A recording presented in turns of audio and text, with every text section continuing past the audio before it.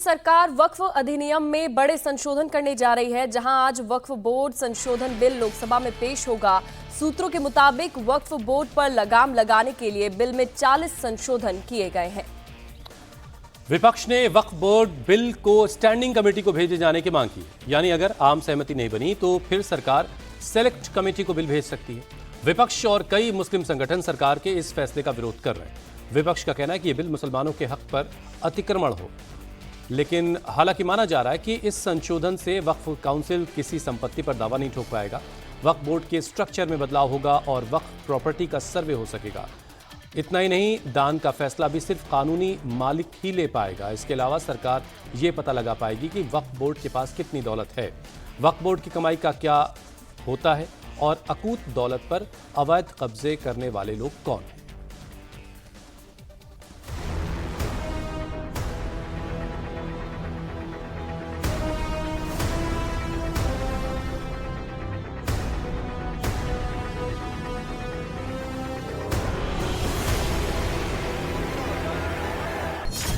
वक्फ act में होगा बदलाव, अब इंच इंच का हिसाब।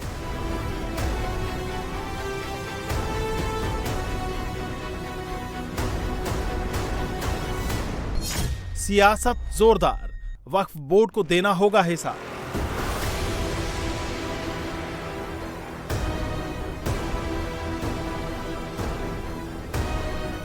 मचा घमासान, संशोधन से मुसलमानों को नहीं कोई नुकसान।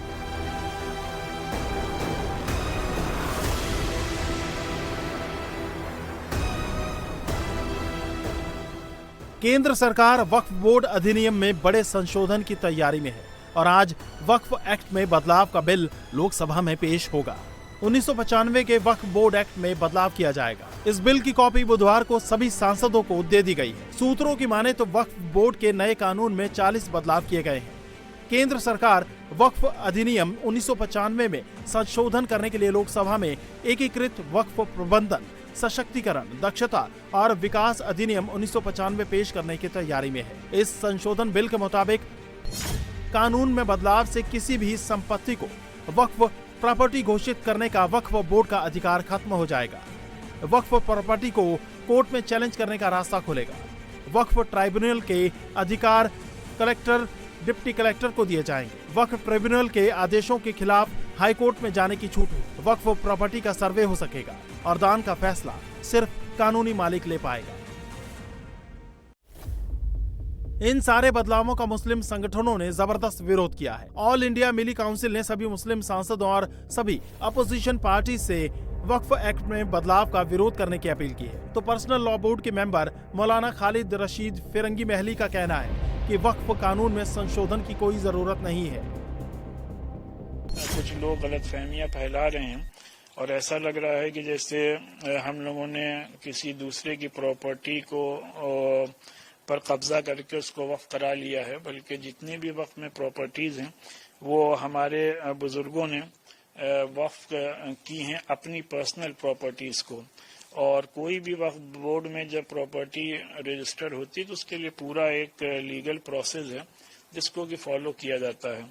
फिर जो वक्फ बोर्ड है ऑलरेडी वो भी बोर्ड पूरा एक डेमोक्रेटिकली इलेक्टेड बोर्ड होता है, जिसमें इलेक्शन के जरिए से उसको उसमें मेंबर्स इलेक्ट होते हैं, चेयरमैन इलेक्ट होता है।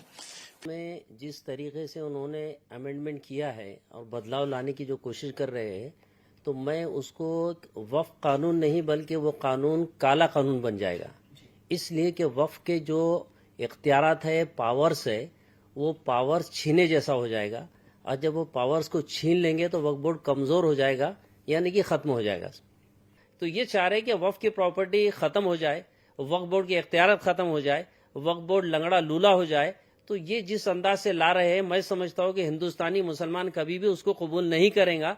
और जो अमेंडमेंट ला रहे हैं हम उसको जो है तो रद्द करते हैं, रिजेक्ट करते हैं और उसका इनकार करते हैं कि वो इस किस्म का जो है तो वक्फ बोर्ड को।